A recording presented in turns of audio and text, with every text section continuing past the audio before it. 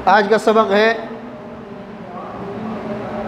क़िरात सबा, क़िरात सलासा, उसको आशरा भी कहते हैं। समझ में आ रहा है ना। सबसे पहले वो इस्तिलाहात और वो क़वाइद आपने समझना है कि जो इस्तिलाहात और जो क़वाइद रिवायत हफ्स में मौजूद नहीं है। बात समझ में आ रही है ना। जो रिवायत हफ्स में मौजूद नहीं है, इनका समझना इसलिए ज़रूरी है, ये कभी भी जिसने रिवायत हफ्स पढ़ी हो उनके सामने ये चीज़ें कभी भी आई नहीं है। जब उनके सामने ये चीज़ें नहीं आई हैं तो वो इन चीज़ों को समझता नहीं है।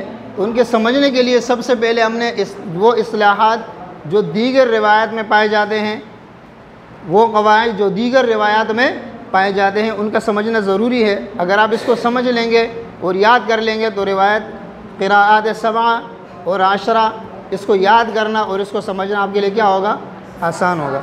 तो सबसे पहले बस्मला, सबसे पहले क्या है, बस्मला। बस्मला ये बिस्मिल्लाहिर्रहमानिर्रहीम को कहते हैं। किसको कहते हैं? जब भी रिवायात में आपके सामने ये बात आए कि बस्मला बैन सूरतैन, बस्मला बैन सूरतैन, तो आप इस चीज़ को समझ लें कि एक सूरत और दूसरी सूरत के दरमियान क्या होगा, बिस्मिल्लाह पढ़ी जाएगी, बिस्मिल्लाह पढ़ी जाएगी। बात समझ में आ रही है। और जब ये कहा जाए या ये आपके सामने ये बात आए कि सकता बैन सूरतैन सकता, तो आप समझ लें कि इसमें हमने सकता करना है। जिस तरह कुरान करीम में सकते हैं, ये वही सूरत है। यानी पहली सूरत जो आप पढ़ते ख़त्म कर रहे हैं, उसकी आखिरी आयत को साकिन करके उसमें सांस नहीं लेना है, थोड़ा सा ठहर जाना है, थोड़ा सा ठहर जाना है, सांस लेना नहीं है। दूसरी सूरत आपने शुरू कर देनी है। इसको क्या कहते हैं, सकता। और तीसरी सूरत है वसल। तीसरी सूरत क्या है, वसल।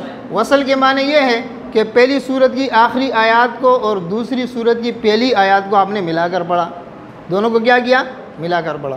तो आप जो है ना क्या नाम है, वो सूरत पढ़ें जिस सूरत में बैन सूरतैन बस्मला पढ़ा जाता है, यानी बिस्मिल्लाहिर्रहमानिर्रहीम दो सूरतों के दरमियान पढ़ी जाती है। आप वो सूरत पढ़ें।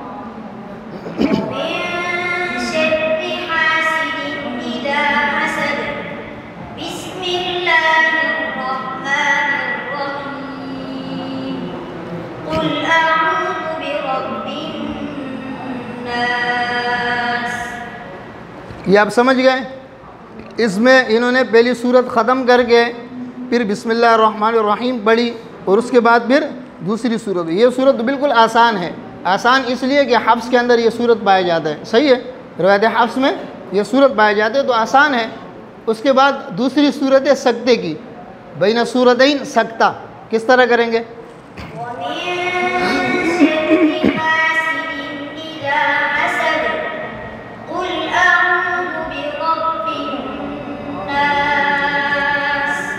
समझ गए आप। इस सूरत में आपने देखा कि पहली सूरत में यानी वक्फ़ की सूरत है। क्या है, वक्फ़ की तरह हमने पढ़ा लेकिन सांस नहीं लिया। वक्फ़ की तरह पढ़ा लेकिन सांस नहीं लिया। सांस ना लेते हुए दूसरी सूरत शुरू कर दी। इसको क्या कहते हैं, सकता। तीसरी सूरत है वसल। तीसरी सूरत क्या है, वसल, मिलाकर पढ़ना।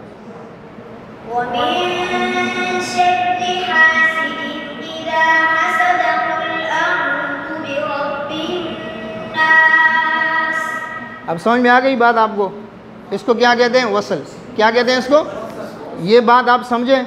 इसके बाद आप देखें सिला। क्या, सिला। सिला किसे कहते हैं, सिला ये मीम जमा, कुरान करीम में मीम जमा आप समझेंगे नहीं। आपको आसान अल्फाज में मैं ये कहूँगा कि कुरान करीम में जहाँ पे हम आया है, जहाँ पे कुम आया है, जहाँ पे तुम आया है, अंतुम, अलैकुम, अलैहिम, वमा हुम, हम, हिम, कुम और तुम। जहाँ पर कुरान करीम में ये कलिमात आए हैं, उसको, उस मीम को, मीम के बाद वाव पढ़ा जाता है। मीम के बाद क्या पढ़ा जाते हैं, वाव पढ़ा जाते हैं। इसको क्या कहते हैं, सिला। इसको क्या कहते हैं, सिला।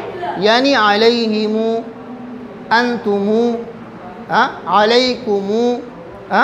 बात समझ में आ रही है। इसको क्या कहते हैं, सिला।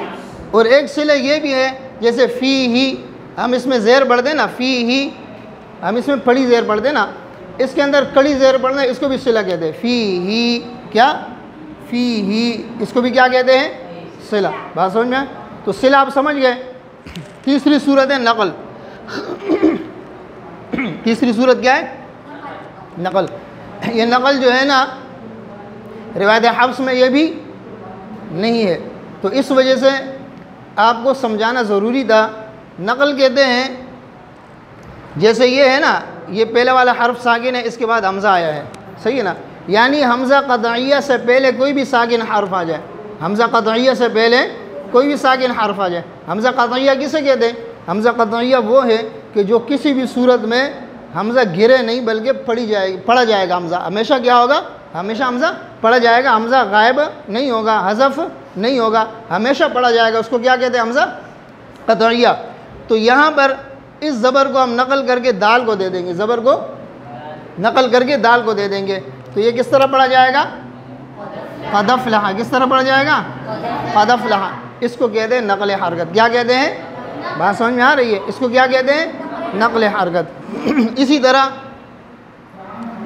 इसके अंदर, इसी क़द अफ़लह के अंदर सकता भी होता है। क्या होता है? सकता। जहाँ पर नक़ल होता है उसी कलमे में सकता भी होता है। बात समझ में आ रहा है ना? लेकिन ये रिवायात मुख्तलिफ़ है। क्या मुख्तलिफ़ है?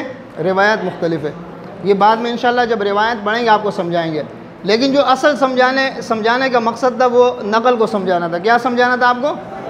नकल। सकते की ज़रूरत नहीं है, सकता तो आप समझते हैं। उसके बाद है मद्द बदल। क्या है? मद्द बदल। मद्द बदल किसे कहते हैं? मद्द बदल ये है कि जब कलमे के शुरू में दो हमज़ा आ जाते हैं। कलमे के शुरू में क्या आते हैं? दो हमज़ा आ जाते हैं। कलमे के शुरू में दो हमज़ा आते हैं। पहले हमज़े के ऊपर ज़बर ज़ेर या पेश कोई भी होगा, ज़बर ज़ेर या पेश कोई भी होगा, और दूसरा हमज़ा साकिना होगा। दूसरा हमज़ा क्या होगा? साकिना होगा।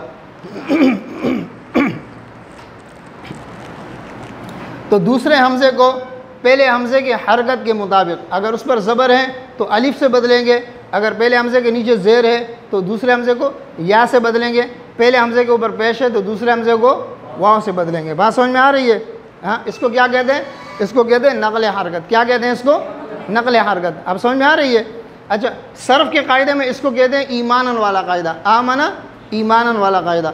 लेकिन आपने सर्फ़ पढ़ा नहीं है तो आप इतना समझ लें कि ये, अब आसानी के लिए आपको मैं ये समझाऊं कि आमना हमेशा इस पर क्या आते हैं? कड़ा ज़बर आते हैं। ये आसानी के लिए आपको समझा रहा हूँ, तो आप समझ लें कि ये क्या है?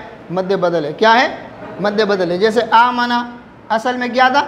अमना था। असल में क्या था? ये अमना था। तो ये हमज़ा किससे बदला? अलिफ से बदला। इसी तरह ईमानन असल में क्या था?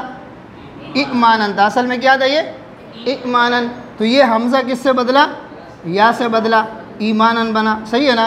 तो इसके अंदर इसको कहते हैं मद्द बदल। इसको क्या कहते हैं? मद्द बदल। इस मद्द बदल में तस्लीफ होता है। क्या होता है? तस्लीफ कहते हैं। तीन किस्म के मद। कितने मद हैं? तीन किस्म के मद, यानी कसर एक अलिफ के बराबर, तवस्सुत और थूल, तीनों मद इसमें होते हैं। तीनों मद इसमें क्या है? इसको कहते हैं तस्लीफ। बात समझ में आ रही है? इसको क्या कहते हैं? तस्लीफ। तो आज का सबक इतना काफ़ी है। कल इंशाअल्लाह इसके बाद इमाला वगैरह ये जो है ये समझाएंगे आपको।